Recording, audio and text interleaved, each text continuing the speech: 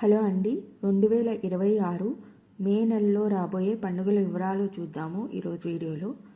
మే 1 May Day సంపద గౌరీ వ్రతం, మే 2 అన్నమాచార్య జయంతి, మే 11 కృతికా కార్తె ప్రారంభం, మే 12 హనుమాన్ జయంతి, మే 13 మతత్రయ ఏకాదశి, మే 14 మహీ జయంతి, మే 15